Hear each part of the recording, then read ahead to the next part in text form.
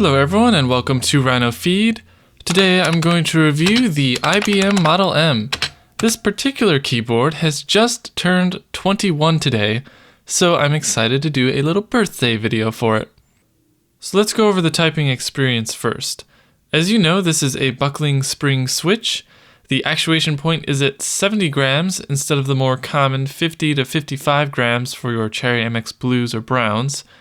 And the switch doesn't really bottom out the same way a Cherry switch does. On a Cherry switch, the stem of the keycap hits the top of the switch. But on the Model M, it's simply the buckling spring compressing until it can't compress any longer. In a way, it actually teaches your fingers to not hit the switches so hard and immediately return after the actuation point instead of bottoming out. Because of that, even though the switch is heavier, I find myself typing way more accurately with the buckling spring switch. It's also extremely fun to type on, so let's give it a listen.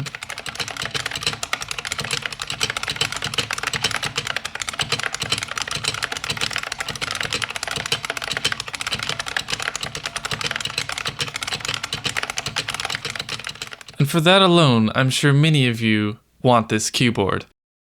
The build quality is old school and classic. It's made out of extremely thick plastic, about double the weight of any modern keyboard, even mechanical keyboards.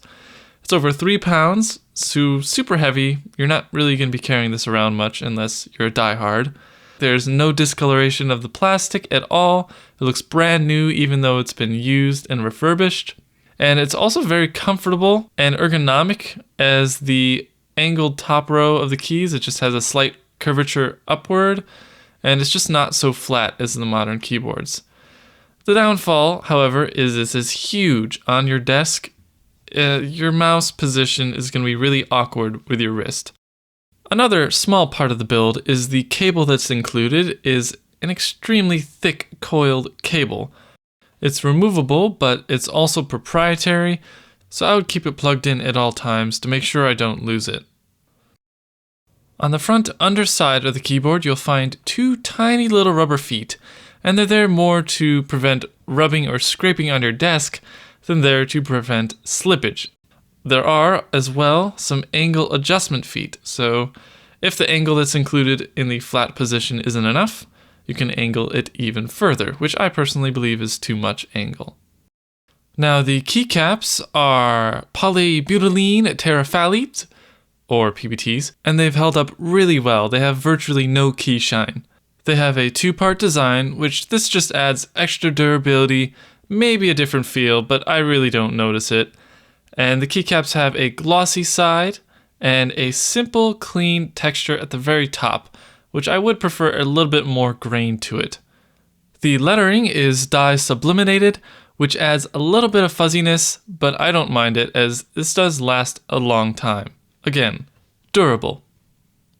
Now let's go over the small nitpicks and downsides section of my review, and there's a visible gap between the top and bottom portion of the plastic. I don't know if this was just done in the refurbishing process, if it was a mistake, or if this was actually part of the build. Really, it doesn't hurt the build quality in any way, it just kind of bothers me visually. Also, the spacebar has a louder and looser tone, probably because of the movement of the stabilizers, and I don't know if I like that low thud rattle.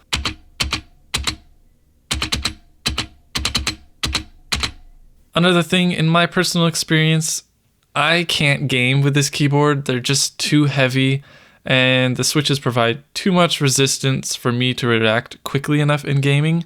Some people game with this keyboard, but I think they're crazy. On the very bottom row, you'll see that the Windows key is missing because IBM hated Microsoft at the time. If all you're doing is going to the Start menu, you can always use Control plus Escape. That will also open it up, but if you're using any other key commands, you're going to have to use something like Key Tweak to swap your caps for the Windows key. However, any modifications in Key Tweak require a restart every time you change something. Also, there's Auto Hotkey, but I've never gotten that working really. One small note is that it uses PS2, which isn't necessarily a bad thing. In many ways, PS2 is a better connector than USB for keyboards, But on the IBM Model M, it's extremely high powered, so if your computer is turned on and you disconnect it, you risk damaging the port on your motherboard. If you don't want to take that risk, you'd get an active USB adapter, which is more costly compared to a passive adapter, which you probably already have. These run $15 to $20, and I'll put a link to that in the description for you. In conclusion, this is a fantastic retro keyboard that I really do love. The Model M is my second favorite keyboard, and that's really only because I'm a sucker for Cherry MX Reds. It's surprising I like them both because they are so different, but I like the contrast. I swap out my keyboards quite often, and I enjoy the change. I like the buckling spring switches because they're a lot of fun to type on, and I also type extremely accurately with them. But my favorites are still the Cherry MX Reds, and that's because they have a quiet, linear feel, and my Poker 2 is very comfortable on my desk with my right wrist not being twisted. Anyway, this keyboard is 21 years old, fantastic, and I highly recommend trying to pick one up if you can still find one. Clicky Keyboards does do a great job cleaning and refurbishing these keyboards.